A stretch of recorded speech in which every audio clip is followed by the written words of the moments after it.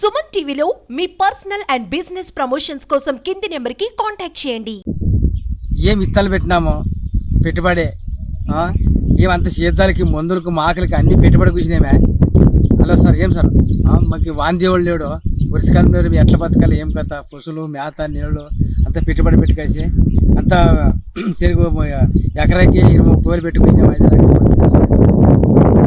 నాశనమైకేసి లేని అర్థం కాదు. మరి ఈ తూరాన్ని ప్రభుత్వం వచ్చిన మాకు ఏమన్నా ఇంతేమన్నా రాస్తారని తెలియదు. మరి ప్రభుత్వం రాసింది వల్ల మరి ఇట్లా పరిస్థితుల్లో పడేవా. మరి ఎక్కడ పోతాం, మూట కట్టుకుని అయిపోయి ఇంక 4 వందల వాడి లేకుంటే ఏం సార్ అంతా ఏం పరిస్థితి చెప్పుకుందుకు రాదు. ఎక్కడ పోతామో అర్థం కాదు. పిల్ల తల్లి అంతా పెట్టుబడి పడతామని గొలుపులు మంచి చెడ్డ మరి నూనెలు మరి పట్టుకొని కాసి బాడుగు పెట్టుకొని కాసి చేసుకునేదా. ఇట్లా ఎన్ని అంత ఎండిపోయేసి ఏం పనికిరాం. ఏం వారసుగా తిరగడం లేదు. ఇక్కడ చూరేసుకున్నది వారసుదనే తెలియదు, మరి ఇట్లా పరిస్థితుల్లో ఉండము. అని ఆదిపరి బాగానే కాసిపడి కాసి ఏం రకరకాలు చెప్పా.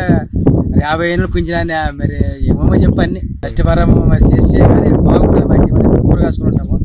లేకుంటే పిల్ల తల్లి మూట కట్టుకుంటాము. ఎట్లా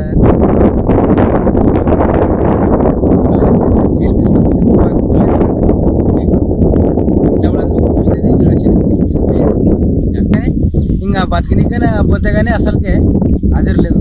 నా పేరు రామకృష్ణ, దొడ్డనిగేరి విలేజ్, ఆదోని మండలం, కర్నూలు జిల్లా. మేము పత్తి వేసినాము. ఎకరాకి 20,000 30,000 ఎట్లా పెట్టుకున్నాము. పంట నష్టము ప్రభుత్వం దీన్ని కరువు మండలం కింద ప్రకటిస్తే బాగుంటుంది. మొత్తము పంటలన్నీ కంప్లీట్గా ఎండిపోయినాయి. మొత్తము ఏదో ఇంకా కంప్లీట్గా వదిలేకోకున్నట్లే ఎద్దులు పశువుల కన్నా ఇంత మేత అవుతుందని అట్లే తనలాడుతున్నాము. దీన్ని దృష్టిలో తీసుకొని ప్రభుత్వము ఆదుకోవాలని కోరుతున్నాము. పత్తి వేసినాము, తర్వాత ఉల్లిగడ్డ వేసినాము. మొత్తం వర్షం లేక మొత్తం కంప్లీట్గా ఎండిపోయాయి. వర్షం వచ్చినా కూడా అవి తిరిగేటట్లు లేవు. ఒక ఎకరాకి 30,000 40,000 పెట్టుకున్నాము. ఎట్లంటే పెట్టుకున్నాము. ఒక పెట్టుబడికి కానీ వచ్చే పరిస్థితుల్లో లేదు. కంప్లీట్గా మొత్తం అప్పులు చేసి పెట్టుకున్నాము. వర్షం లేదు. కంప్లీట్గా ఇంకా వర్షం వచ్చినా కూడా పండే అవకాశం అయితే లేదు. మొత్తం ప్రభుత్వం ఆదుకోకుంటే మొత్తం ఇంకా వలసపోయే పరిస్థితి ఖచ్చితంగా వచ్చింది.